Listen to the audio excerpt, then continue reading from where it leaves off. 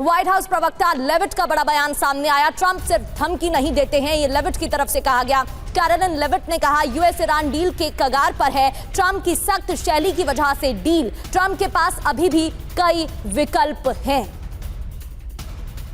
तो white house प्रवक्ता Levitt ने यह बड़ा बयान दिया है और ये बयान देते हुए कहा कि ट्रंप सिर्फ धमकी नहीं देते हैं।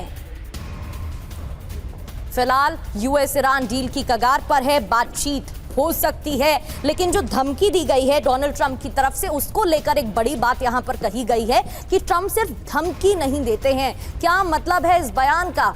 कई संकेत देने की कोशिश यहां पर की जा रही है। तो बातचीत के दूसरे चैप्टर की इनसाइड स्टोरी क्या है ये भी जान लेते हैं।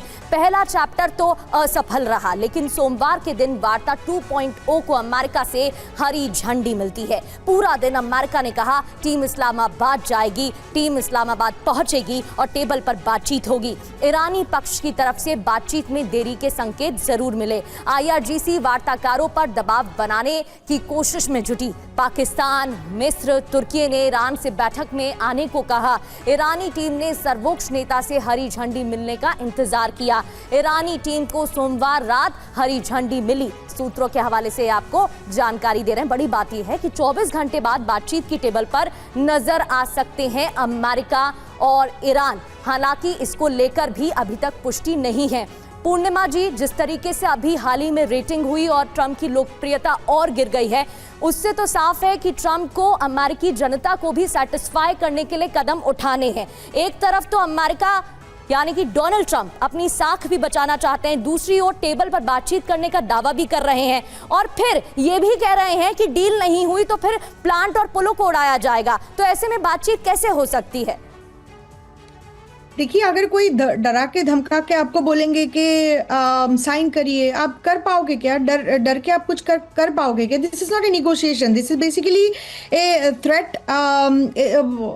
it's a pretend conversation and talk. It's not they're not serious. I don't think America is serious. I don't think JD Vance is serious. I don't think President Trump is serious. Internally अभी यहाँ पे बहुत कुछ चल रहा है। एक तो एप्स्टीन फाइल के बारे में आपने पिछले 50 दिन में कुछ सुना नहीं।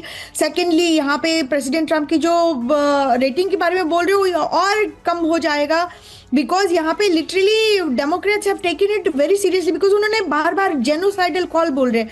एक कोट उन्होंने कुछ दिन पहले बोला था कि a whole civilisation is going to die tonight and that is a genocidal call. उनके रिपब्लिकन पार्टी से हमारी कोई भी नेता जो जीत चुके हैं, टॉप लीडरशिप के जो लोग हैं, कोई भी आज तक उन्होंने ये नहीं बताया कि ये कॉल गलत था।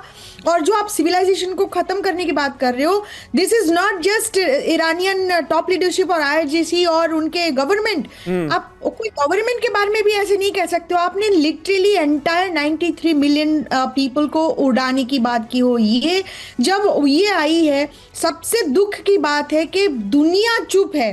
अब यहाँ पे पॉलिटिकल सिचुएशन जो भी है बिटवीन द डेमोक्रेट्स और द रिपब्लिकन, इसको साइड रख के मुझे न्यूट्रली ये देखना है कि कौन सी कंट्री इसके ऊपर बात किया, नॉट ए सिंगल वन। आप ही नहीं कर। बिल्कुल सही बात है, बिल्कुल सही बात है। और डोनाल्ड ट्रंप की पॉलिसीज पर, उनके बयानों पर अमेरिका में ही लोग भरोसा नहीं कर पा रहे हैं। और इरशाद अहमद खान साहब ने तो शांति करा भी दी। अभी दूसरे दौर की वार्ता होगी या नहीं होगी ये भी तय नहीं है, लेकिन उन्होंने कह दिया कि शांति तो हो गई। बहरहाल वार्ता पर ईरान के सस्पेंस को लेकर बड़ी खबर है। IRGC और ईरानी सरकार में टकराव बढ़ गया है। IRGC किसी भी समझौते के खिलाफ है। IRGC के अड़ंगे की वजह से भी कंफ्यूजन बढ़ता नजर आ रहा है। हालांकि यहां पर आपको यह बता दें कि CNN के हवाले से यह खबर सामने आ रही है।